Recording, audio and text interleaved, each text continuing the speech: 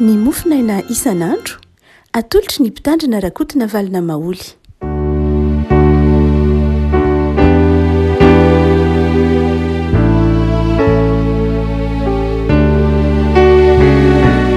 Manalava antsika ariavako tratra ity alatsinainy fa 3 ny volana janoary ity. Ny mofinaina voalahatra ho antsika dia ny bokin'ny Joba. Joba 2:7, Joba 2:7 andiny voalohany ka hatramin'ny andiny fahaenina. Joba 2:7 andiny voalohany ka hatramin'ny fahaenina vakiana anaran'i Jesoa. Joba dia namaly an'i Jehovah ka nanao hoe fantatro fa hainao avokoa ny zavatra rehetra ary tsy azo ferana ny fisainanao. Iza ny mahatakona amin'ny fisainanao amin'ny tsy fahalalana? Fa dia nilaza izay tsy fantatrao. Dia zava-mahagaga loatra amiko izay tsy takatry ny saiko. Fonina aminao aho mihaino fa hiteny aho, anontany anao aho ka ampahafantaro. Fandrenesan'ny sofina ihany no nandrenesako anao.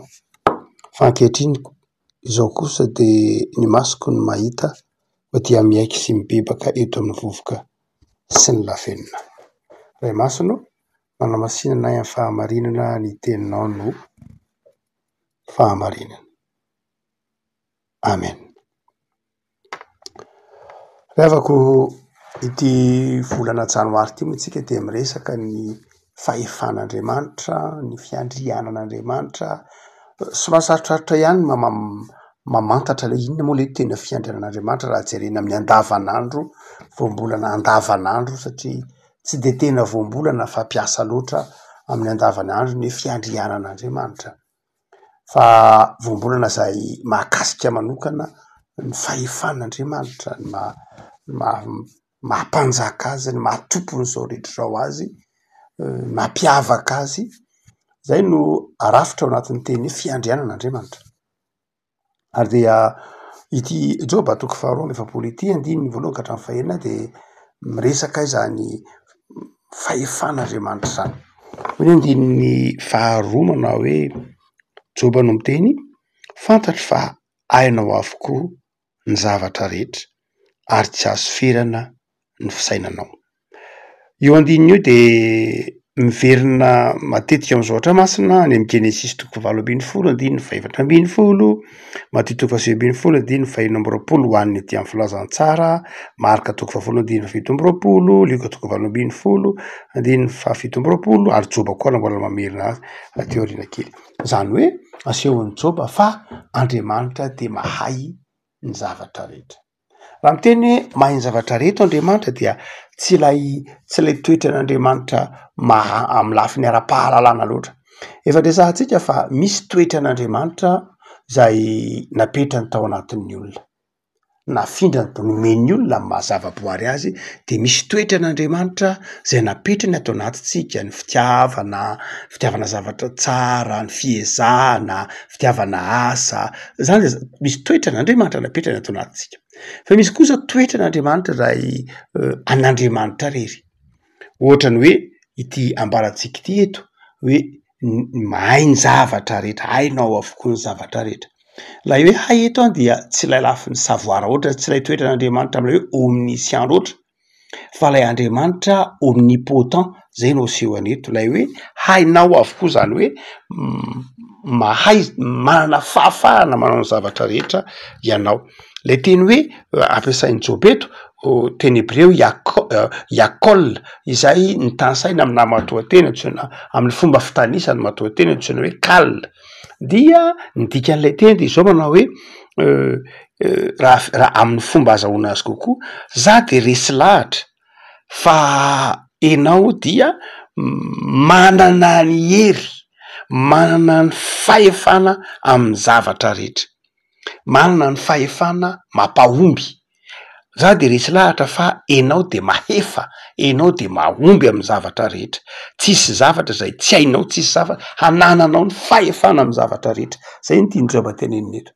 Tsy hoe mahay amin'ny hoe mahafantatra loatra, fa manana fahefana, manana hery, afaka mahomby, afaka mahatanteraka ny zavatra rehetra. Dia teneny manao hoe tsy azo ferana ny fisainanao. Ilay matony hoe ilay hoe tsy azo ferana ny fisainanao batsara lay matoanteny ampiasainy Job eto mba tsara tanysaina matoanteny amin'ny fomba fitaniza matoantena toina hoe ny falina izay midika hoe tsy misy mihitsy zavatra mahasakana, tsy misy mihitsy obstacle, tsy misy zavatra afaka ahasakana ny projet na ny fandaharanao na ny fisainana ahoana moa zany hoe lay fikasanao tsisy mihitsy afaka mahasakana. Raha amboary kely zany ty dika teny ty na hazavaina amin'ny fomba azahoantsika azy de zao manao hoe resy lahatra Andriamanitra, fantatro Andriamanitra fa ianao de manana fahefana, manana ny hery amy zavatra rehetra mihitsy ary tsy misy vato misakana, tsy misy olana ka tsy azonao vahana ahatanteraka ny planao, ahatanteraka ny fikasanao, ahatanteraka ny projetnao. Tsisy vato misakana, io tsisy mahasakana anao na inona na inona. Zany faharesahan-jahatra Job zany rehefa koa malala de tsy zavatra tonga ho azy tao anatin'ny Job akory. Rehefa avy nandalo fizahan-toetra Job de niteny an'izany teny zany. Rehefa avy nandalo fizahan-toetra Job, rehefa avy nifandresy lahatra tamin'ny namany Job, rehefa avy niaritra ny sarotra Job de ny fiafarany de zao mahay zavatra rehetra ianao. Zany hoe eo no mahatonga antsika resy lahatra fa io fizahan-toetra averan'Andriamanitra lalovantsika io de fizahan-toetra izay mahatonga antsika iorina bebe kokoa amin'ny finoana. Ny fizahan-toetra zay averan'Andriamanitra, lanjain'Andriamanitra lalovan'ny mpino dia tsy fizahan-toetra hamodika azy akory. Andriamanitra tsy manana mihitsy planina hamodika ny fiainan'ny mpino, tsy manana mihitsy planina handrava ny fiadanam-pony ny mpino, fa Andriamanitra manana planina ahasambatra ny fiainan'ny mpino. No zany de ny fizahan-toetra io dia mahatonga ny mpino ho resy lahatra kokoa amin'ny fahefan'Andriamanitra, amin'ny herin'Andriamanitra, io le tenenina hoe amin'ny fiandrianan'Andriamanitra. Dia taoriana zany fizahan-toetra zany ary de niorina mafy bebe kokoa ny finoan'i Job. Ary resin'ny Job Satana. Ary tsy hoe resin'ny Job ihany Satana fa resin'Andriamanitra mihitsy. Resin'Andriamanitra tamin'ny alalan'ny finoan'i Job niady hevitra Satana, satria Satana de niteny tamin'Andriamanitra manao hoe ho hitanao ao fa hivadiky Job. De ny tompo tamin'ny Satana manao hoe ina tsy mivadiky zany Job, de alefaso azy ataovy azy zay ataonao de ho hita eo. Dia tsy nasehon'ny tantaran'ny Job moa hoe nangahy ay Satana fa nasehon'ny Job kosa fa niorina tamin'ny finoana izy ary marina ny tenin'Andriamanitra tamin'ny fahafantarany an'i Job hoe tsy mivadika amin'ny finoan'i Job. Tao anatin' zany fizahan-toetra zany dia asehon'ny bokon'ny Job fa teo Andriamanitra ary lay Andriamanitra dia tsy nanary azy na de tao anatin'ny sarotra ary.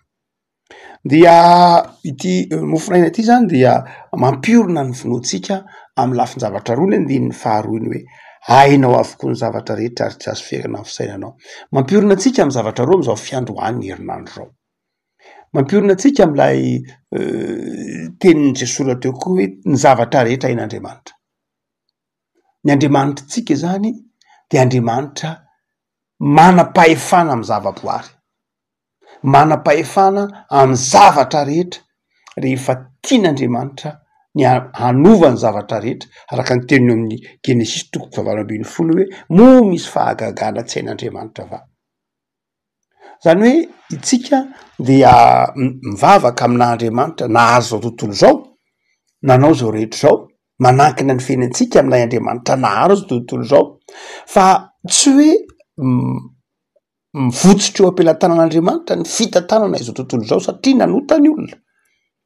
Tsy rehefa nanota ny olona de votsitra tsy eo am-pelantanan'Andriamanitra intsony ny fitantanana ny zavaboary, fa sanatria lasa eo ambany vahoany fahotana ny zavaboary ka dia votsitra tsy eo am-pelantanan'Andriamanitra, lasa tsy mana fahefana amin'ny zavaboary tsony Andriamanitra. Tsia, mana fahefana amin'ny asan'ny tanany Andriamanitra. Io mantsy indraindray ny olona manome tsiny an'Andriamanitra manao hoe ka raha ohatra ary ka mahay zavatra rehetra Andriamanitra, raha ohatra Andriamanitra ka manana ny fahefana rehetra, maninona ny tsy mbola misy ratsy ihany manjaka, maninona ny mbola simba ny tontolo iaina na maninona ny misy loza mitranga etsy fa amin'ny azy tonga de ataon'Andriamanitra tsara. ka Andriamanitra nahary ny olombelona hatrany am-pendohana. Olombelona manana safidy no ariana, olombelona manana safidy, olombelona mitondra ny endrika izy Andriamanitra, olombelona tsy teren'Andriamanitra hanao ny tsara fa olombelona nomen'Andriamanitra safidy akalalahana hanao ny tsara. Noho izany de izao raha mandrava an'izay Andriamanitra de toy ny mandrava ny tenany izy, na hoe mandrava ny lasa misy incohérence, lasa misy zavatra toy ny miova Andriamanitra efa ny tena manao hoe zao noho izy ny planako mombanao de zao: olombelona manana safidy, olombelona manana fahalalahana, olombelona misafidy zay ampitiavana amin'ny fanompona na tsy mifanompona. Zay natogan'Andriamanitra tsy miditra, tsy manery atsika mihitsy. Zany hoe manana ny planiny Andriamanitra, saingy namela ny olombelona koa izy ao anatin'izany planinany zany hanana safidy. Ary na de ao anatin'ny safiditsika io koa nefa de tsy hoe tsy hoe very ao anatin'ny safiditsika Andriamanitra, fa ao anatin'ny safiditsika io koa de mbola mitondra ny zavatra rehetra ihany Andriamanitra. Ary dia zay mahatonga ny olona mora manimetsiny an'Andriamanitra. Tsy hoe Andriamanitra akory no finaritra ejerin'ny faharatsinana, ny fahavoazana, tsy zany Andriamanitra. Fa satria mitrango zao zavatra rehetra de zao tena misy responsabilité atsika mihitsy. Andriamanitra nanome andraikitra responsabilité ny olona. Ary ny loza de zao Andriamanitra indray nomentsika tsiny hoe ka maninona ny simba ny tontolo iainana, ka isika ny manimba ny tontolo iainana, isika manimba ny fiainantsika. Andriamanitra efa napahafantatra atsika ny tsara, nanome atsika ny didin'Andriamanitra, nanome atsika ny sitrapon'Andriamanitra, nanome atsika ny saina sy ny fahalalana ahafantaratsika ny tsara. Saingy zao mbola manodidoha ihany sika manota. Ina moa tsy ny efa-pahafantaran'Andriamanitra atsika na momba ny fitontolo iainan'io azy, efa nomen'Andriamanitra ange ny siansy afahatsika mamantatra hoe ve zao ny fomba hitandremana no tontolo iainan'io, zao ny fomba hitandremana no fahasalamatsika io, zao ny fomba hitandremana zao zavatra rehetra zao. Fa saingy zao mbola ataotsika ihany izy de Andriamanitra indray nomentsika tsiny. Antoko niditra tsy hatrenao Andriamanitra de napanjaka anao daholo ny tsara rehetra de nalàna ny ratsy, ain'Andriamanitra zany. Fa tsy zay tsy zay ny planin'Andriamanitra ny amin'ny olombelona, fa ny tian'Andriamanitra de zao olona misafidy nomen'Andriamanitra fahafahana. Afaka misafidy ange tsika manao ny tsara. Afaka malala eto ary Joba de manazava amintsika hoe ain'Andriamanitra ny zavatra rehetra de manompoka ny herinandro, de ny tiany tompo takatrao amin'ny te andinitsotra masiny ity de zao na inona de mahay ny zavatra rehetra Andriamanitra, tsy voafetra. Hain'Andriamanitra, manana ny hery rehetra Andriamanitra hanova zavatra, manana ny hery rehetra Andriamanitra hanova zavatra. Fa ny faharoa de zao ao anatin'ny hoe manana ny hery rehetra io, tsy misy mihitsy vato misakana, tsy misy mihitsy hery afaka manohitra rehefa hiasa Andriamanitra. Io zahatra hatrany amin'ny boky Isaia ampaminany de efa niteny ramana hoe tsy misy maharombaka zay ampelantanako rehefa miasa hoe Andriamanitra, tsy misy mahasakana. Fa voany herinandro de izay Andriamanitra mahay ny zavatra rehetra zay, izay Andriamanitra tsy voafetrany tsy azo sakanana izay no ambaran'ny Joba ho Andriamanitra tsika. Ary io le hoe vato misakana io tsy hoe ny fahotantsika koa akory de vato misakana, tsy voatery hoe vato misakana amin'ny lafiny hoe safidy ihany, fa Andriamanitra rehefa hiasa de zao tsy voasakany fahotan'olombelona izy rehefa tena hiasa izy. Rehefa tena hiasa Andriamanitra de tsisy mahasakana an'Andriamanitra na inona, tsisy. Voany herinandro ary de zay ny tian'ny tompo takatrony amin'ny fiandrianana izy Andriamanitra, mahay ny zavatra rehetra Andriamanitra, tsy voasakana Andriamanitra rehefa hiasa. Fa ny faharoa zay takatra asehon'ny Joba de zao: inona ary ny fanalahidy izay mahatonga atsika tafiditra ao anatin'izany hoe Andriamanitra miasa ka mahasoa ny fiainantsika tsy voasakana na inona. De hoy Joba manao hoe za efa mibebaka eo amin'ny vovoka sy ny lavenina. Ny fibebahan'ny olona, ny fiovan'ny olona ny mahatonga ny olona miditra ao anatin'lay asan'Andriamanitra ka mahita lay Andriamanitra tompony hery sy ny fahefana. Miditra antsehatra Andriamanitra, manova ny zavatra rehetra rehefa ao anatin'ny fibebahana isika. Marina loatra fa afaka miasa amin'ny fitiavana rehetra Andriamanitra mazava ho azy. Fa izao zay asehon'ny Joba eto de zao manao hoe mibeba ianao zay ny tenenina, mibeba de miova. manetreteny eo anatrihan'ny vovoka sy ny laveniny, de zao ho hitanao io irin'Andriamanitra izay tsy azo sakanana io. Ny fireharehantsika sy ny fizahozahoantsika ny mahatonga atsika jamba tsy mahita ny herin'Andriamanitra. Hoy Job eto miteny manao hoe taloha de ny fandrenesan'ny sofina ihany nandrenesako anao, fa ankehitriny rehefa eto amin'ny vovoka sy ny lavenina, teo aloha tambola tao anatin'ny fahafenona, de zao miaino miaino fotsiny aho. Fa rehefa tao anatin'ny fizahantsoetra, rehefa tao anatin'ny zavatsarotra, de zao hita ny masoko ianao.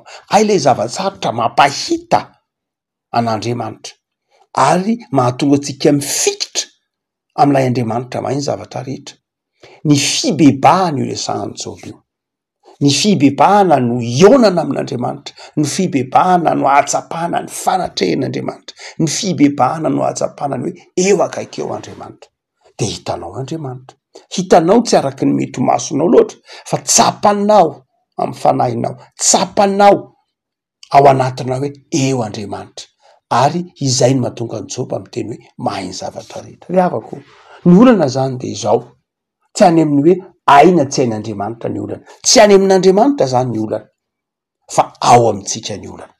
Fa ny raharabe de zao, afindratsika any amin'Andriamanitra le olana, fa tsy any amin'Andriamanitra ny olana, fa ao amintsika olombelona ny olana. Inona ny olana? Itsika tsy mety mibebaka.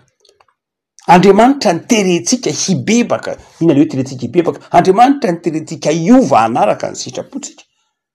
Ka tsy zay le izy, fa le izy de ny hoe enao no mibebaka dia miditra ao anatin'lay fahatakarana n'lay Andriamanitra mahay ny zavatra rehetra. Ny olona zany de zao tsy Andriamanitra.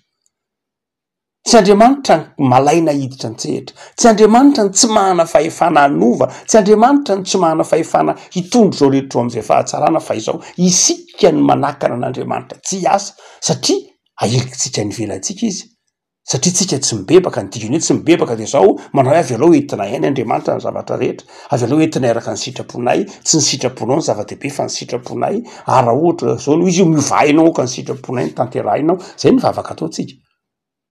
De anyka manjary lavitra tsika Andriamanitra, manakaiky atsika Andriamanitra saingy tsy hitatsika Andriamanitra, lavitra tsika ny sitrapon'Andriamanitra, de ny fangiry firina tsy ekentsika mihitsy hoe io Andriamanitra io, de mitona atsika hibebaka mba hahita azy isika.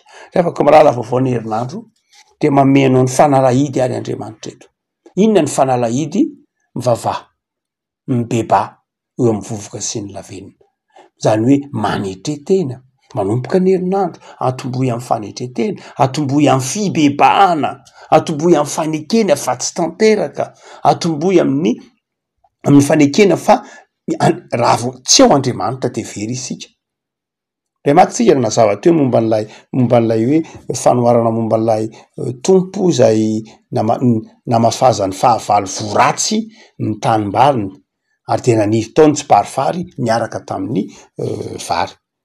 De tonga ny tompo ny teny manao hoe aleo ny mpanompo ny teny aleo hoe soronay ny tsy parifary. De ny tompo avy aleo eo ny tsy parifary fa to de ongotonareo miaraka amin'ny vary ny tsy parifary. Fa tsy maintsy hiavaka foana ny vary any amin'ny farany. De hoy tsika manao hoe io ange mety ho tahaka ny fiainantsika tsirairay avy. Ao anatintsika ao koa ange misy fisalasalany, misy tsy parifary. Ao anatintsika koa ange misy zavatra mety manakana antsika, tsy mety misy fanamarina tena indraindray, mety misy amafisam-po indraindray, mety misy fahalemena indraindray. Reny le tsy parifary zay nampidirin'lay ratsy ao anatin'ny fotsika ao anatin'ny saitsika ao. Ireny le ilana fibebahana isan'andro mba hahatonga an'ilay tsy parifary tsy hibaiko fa hahatonga ilay vary no amo.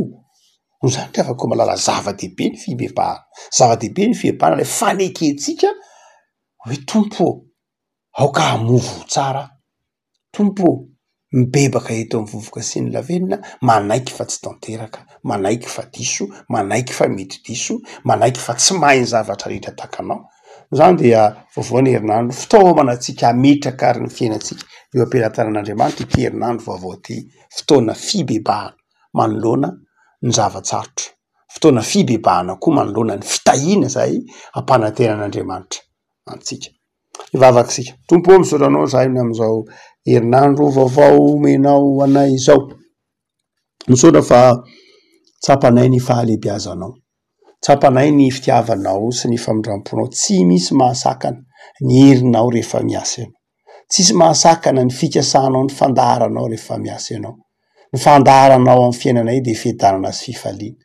Saingy tsy mibebaka izahay, tsy miovy zahay, de tsy tanteraka aminay le fikasanao, fa meteza tompo hitarika anay amin'ny fahazavan-tsaina, ataovy ambany fahasoavanao zahay de tanteraka aminay ny fikasanao. Tario amin'ny fanahinao masina zahay hibebaka anaiky fa mpanota mba ho tanteraka aminay ny fikasanao de fikasana tsara, fifaliana sy fiadanana. Tsisy mahasakana zany fikasanao aty anatinay zany am'izay hitondranao ny fiainanay ho sambatra. Fa tario amin'ny fanahinao masina zay tompo mba hibebaka, hiverina aminao. Taio ty herinandronay ity Jesoa, ho herinandro fahombiazana, ho herinandro fifaliana. Taio ity herinandro ty mba ho tsapanay fa Andriamanitra mahay ny zavatra rehetra ianao. Sy trano ny fiodinanay, anjaka ato anatinay ny fahatokina fa ny Andriamanitray de eo anilanay mandrakariva. Jereo manokana tompo ireo marary, jereo manokana tompo ireo manana ady am-panahy, jereo manokana tompo ireo manana olana amin'ny asa, ampaherezo izy reny, aoka ianao hiasa fa tsisy zava mahagaga tsy hainao. Hainao ny zavatra rehetra, tsisy mahasakana zay fahatsara-piainana tianao hitondrananay. De ampaherezo ny tsirairay avy Jesoa. Manahaka an'izao herinandro zay am-pelatananao, ny tompo tianay, ho herinandro fifaliana, fiadanana ho anay zany. Manao ndera sy ny laza, fampitoera aminay kosa fahasoavana Jesoa. Amen.